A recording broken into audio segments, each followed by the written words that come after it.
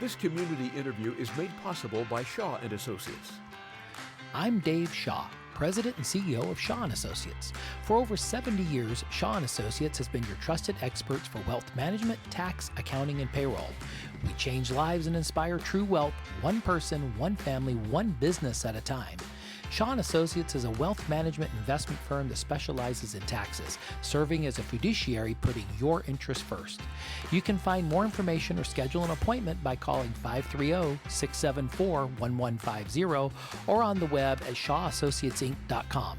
Shaw & Associates is proud to support community radio. And we are appreciative of Dave's support. And as much as I like to kid Mr. Shaw at every opportunity I can get, I just want to say this, and he can't stop me from saying it, right? And that is, there's actually a Bible scripture says, let another man's lips praise you, not your own. In other words, you don't talk about what you do.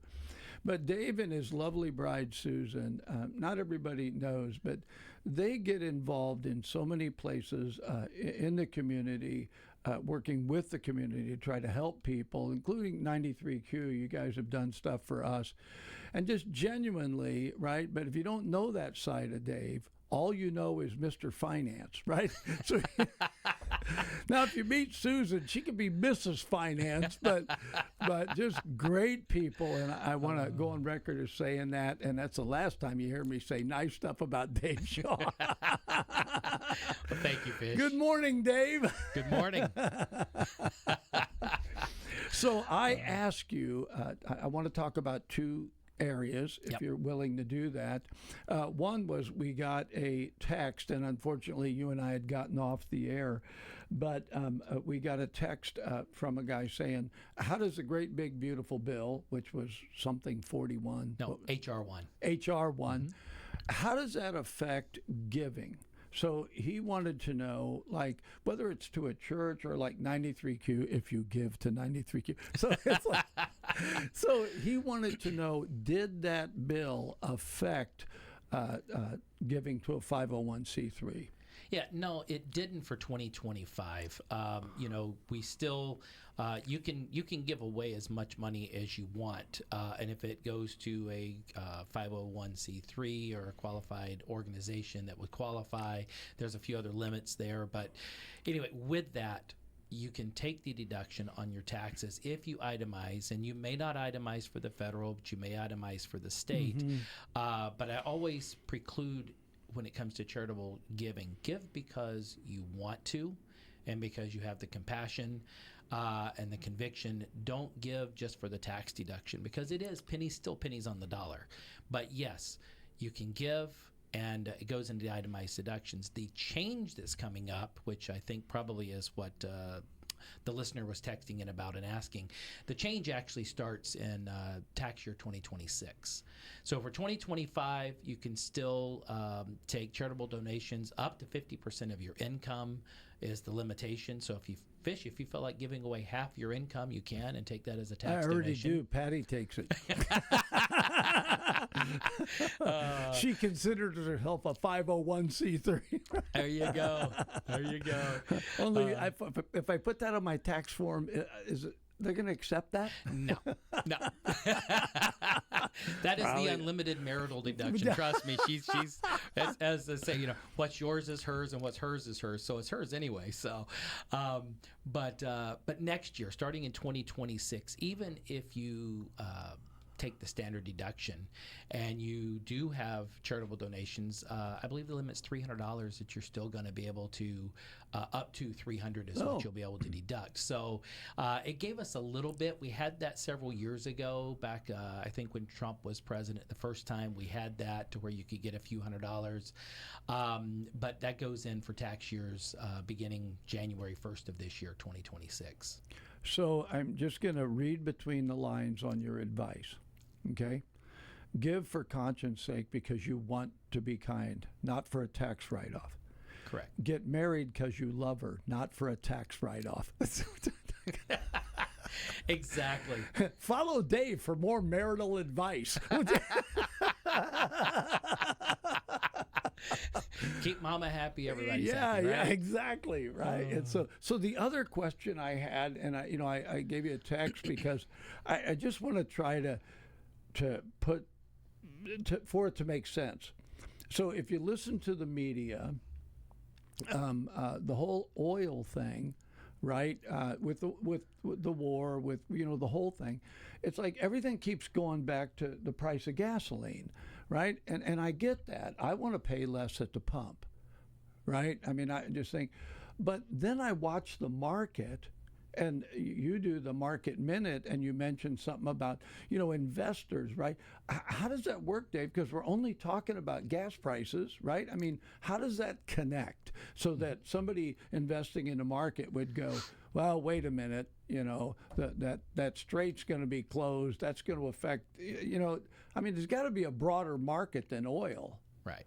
Yeah, and to kind of clarify and put it into perspective, I do more than watch the market. We manage several $100 million worth of investments. So, we're not just watching it, we're managing and navigating these waters as well. So through the strait. Yeah, right around the bend.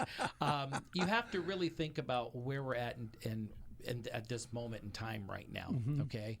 On the political front or on the world geopolitical front, we're at a point in time that was probably inevitable of when it was going to happen and get here because of what has gone on in the Middle East for all of these decades, and how emboldened the country of Iran has become, and they're just.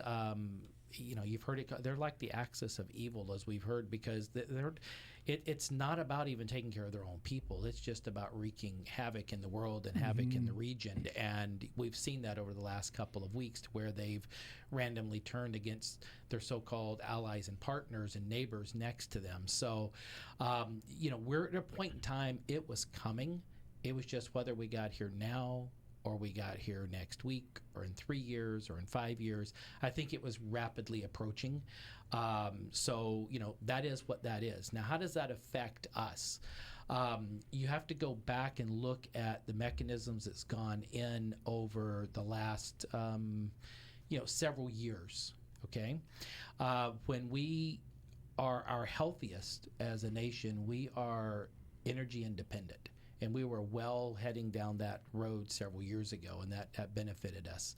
And that's when they were doing all the shell fracking and everything, and the production of oil here, and you had the offshore drilling going on, and the pipeline, everything happening. And again, why is that so important?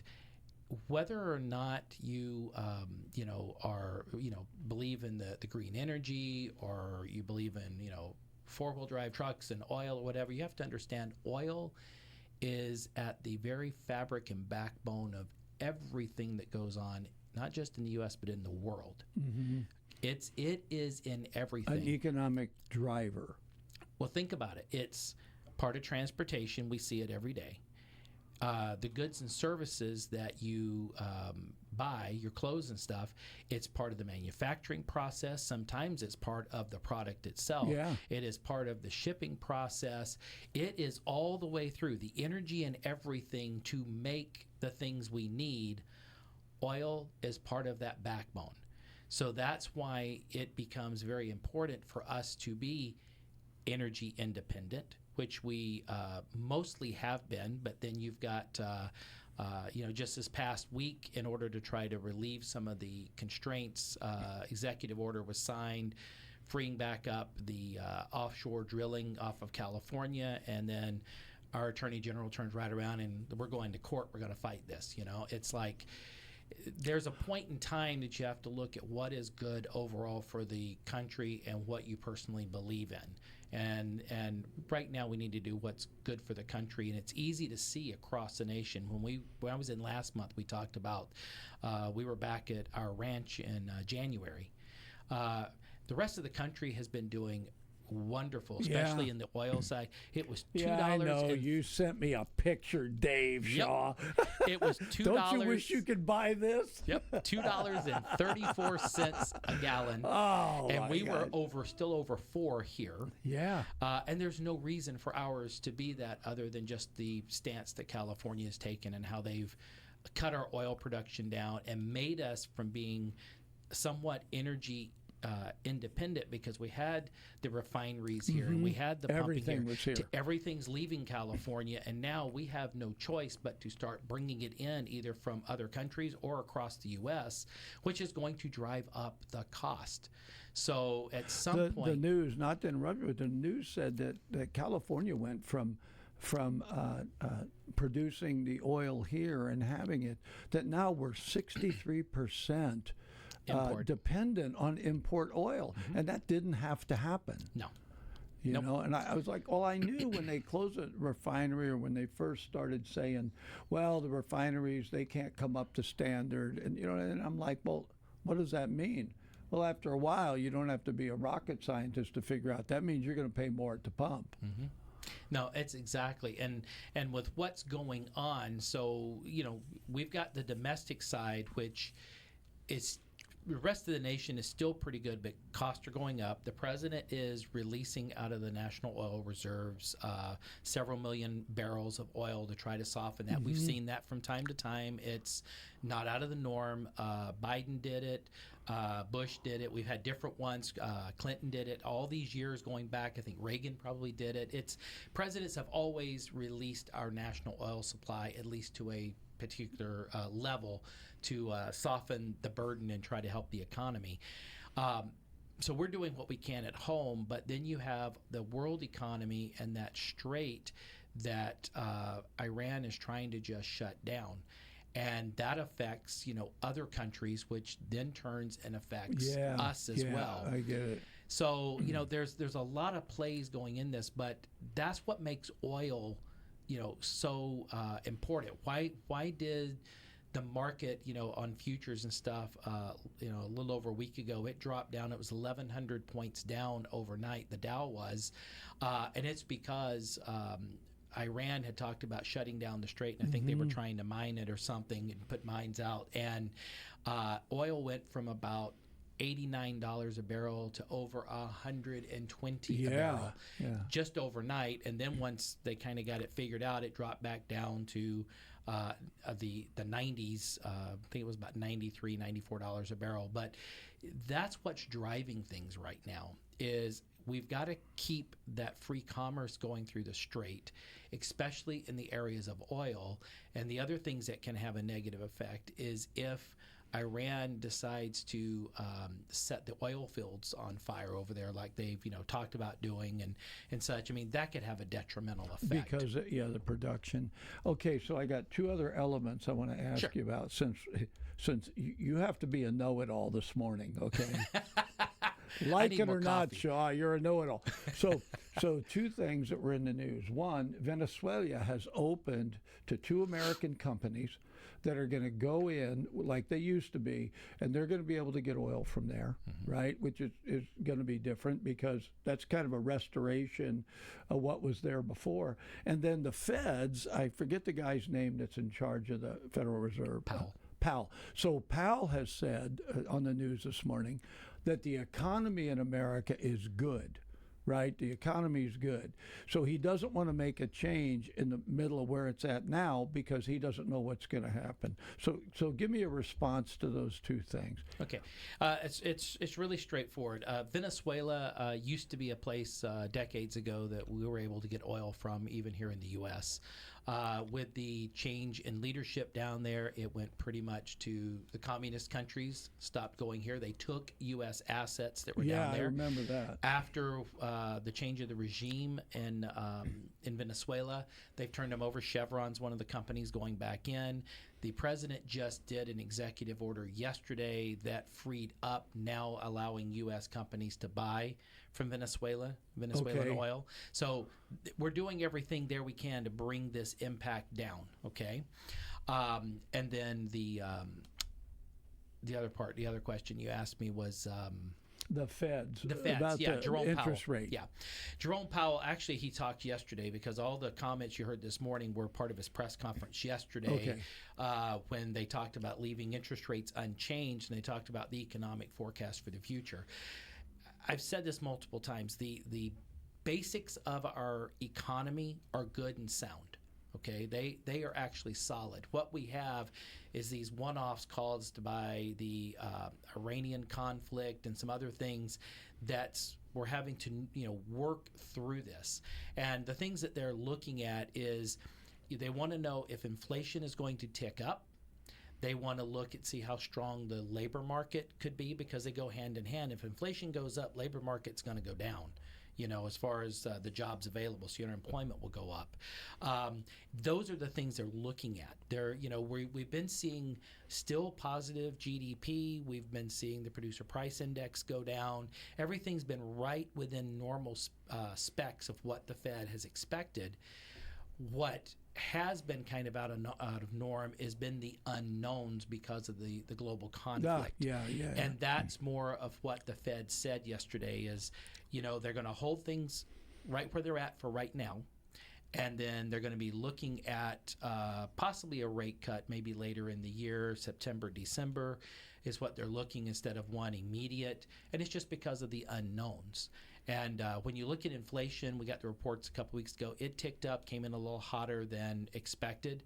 But also, when you add in oil and stuff, that's going to kick up, the inflation number real quick. So, we're looking at, the core inflation is really what we're looking at. So, I was really encouraged, though, Dave, that he said the economy's good. Mm-hmm. Because if you listen to the news, right, the political part gets on there, and one side goes, the economy's great, the other side goes, it's terrible, right? And they pick the price of peppers, pickled peppers. Mm-hmm. Can you say that? Pickled pepper? Anyway, no. Pickled peppers. Anyway, so they seem to, pick and choose. So I was very encouraged to hear the Fed say, look, right? Because they did the interest rates, they adjusted them, and you had predicted that we would get another adjustment coming mm-hmm. up. So even though it didn't happen right away, it sounds like if he thinks the economy's good and this issue is resolved with oil, we're going to get another. What do you predict? Yeah, we could see another quarter bip drop in the interest rates. They're threading a needle because we want to keep inflation under the 3%. Yeah. We want to look at more disposable net income. We want to look at, stable, PPI. I mean, there's all these, I throw out the acronyms, but all these numbers, we really want stability. And in some of those numbers, like gross domestic product stuff, we want to go up. Producer price index, we want to go down. Housing starts, we want to go up. Interest rates, we want to go down. So they're really threading a needle to keep all of that balanced. And again, just like you said, the basics of our economy are good. It's just we're dealing with a geopolitical event right now.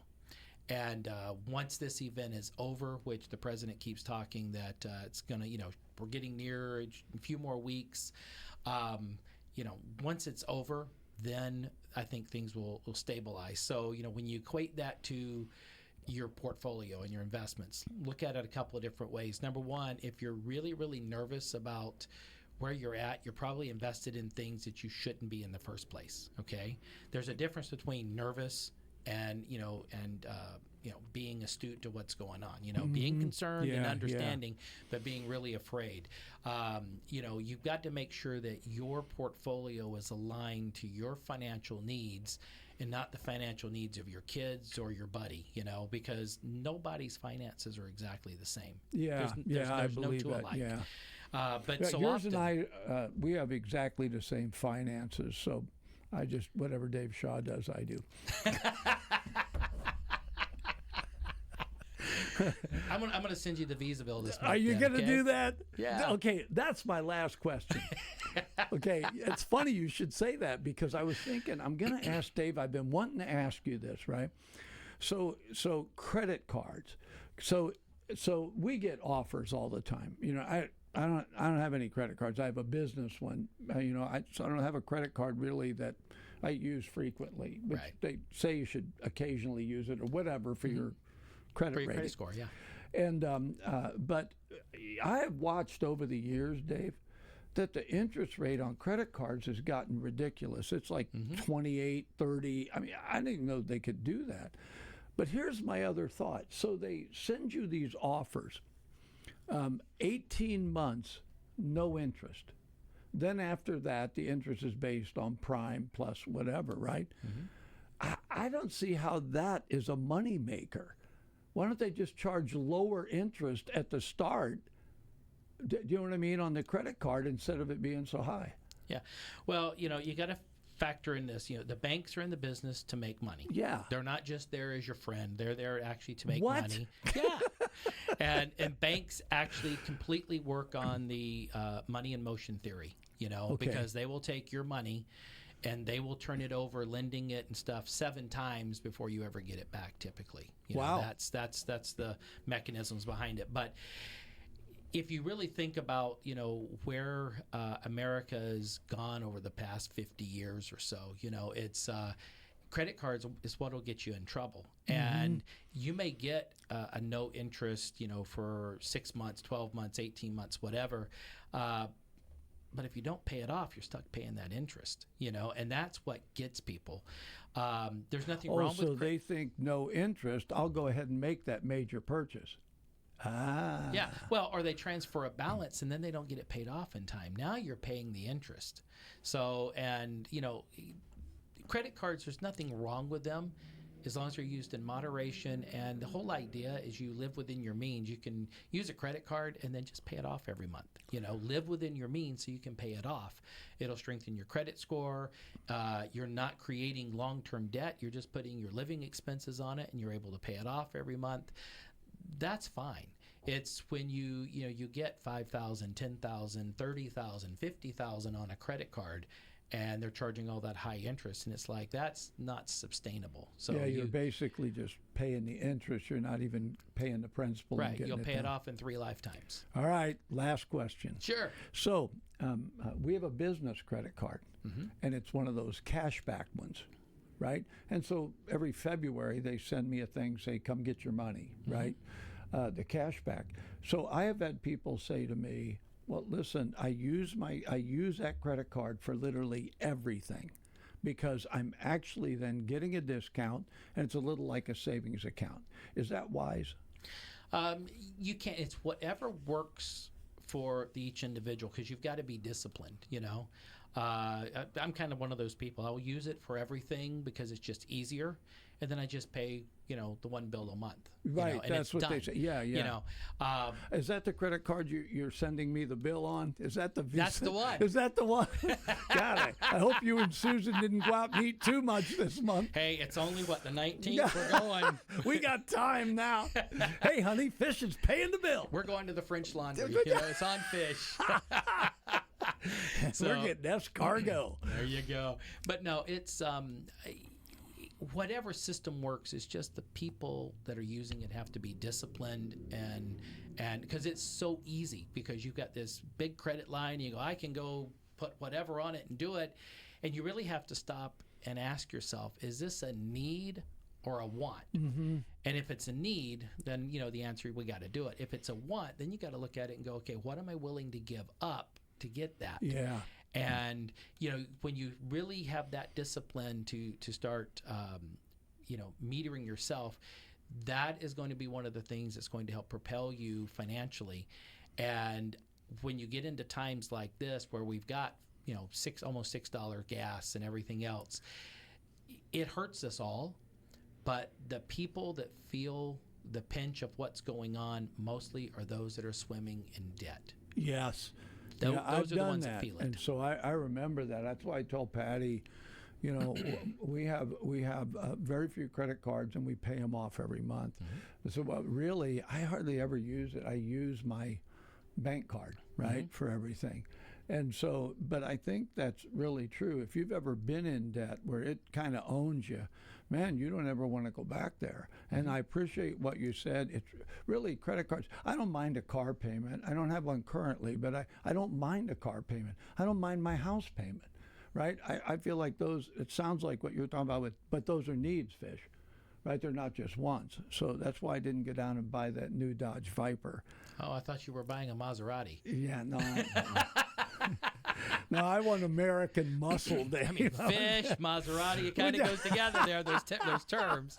So, Dave Shaw, I appreciate you. Thanks for doing this. You've been very kind. We get the Market Minute from you, but we also get.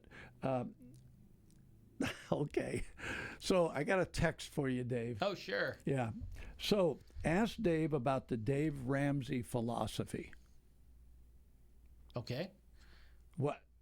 Oh, yeah. It's a lot of people hear about Dave Ramsey. It used to be Susie Orman as well. I remember her. Yeah.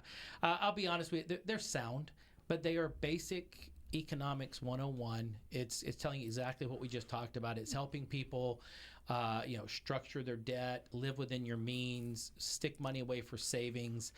It really doesn't go anywhere beyond that. It's basic economics. They've just packaged it and they sell it to people and do the seminars and stuff.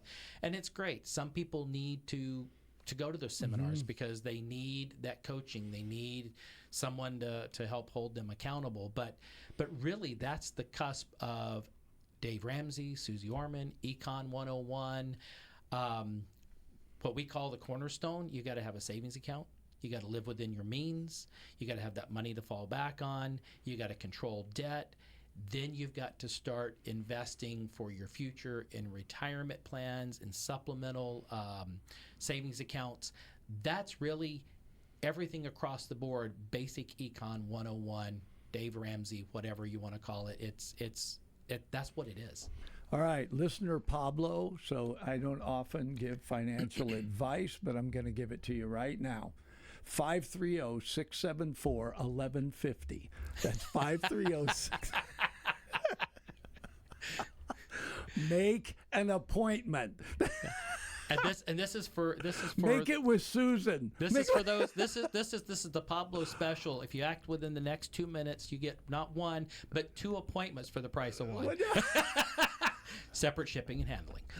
Oh my gosh! All right, Dave, I appreciate you. Thanks so much because I love that you're willing to not just do our Market Minute, but come in once a month where we can talk about these financial things. So if you're out there and you have a question, something you'd like to ask Dave for next month, you can send it to info@93qradio.com, or you can text us at 530-384-5151 and then leave that text on there, and we'll try to make sure Dave answers it.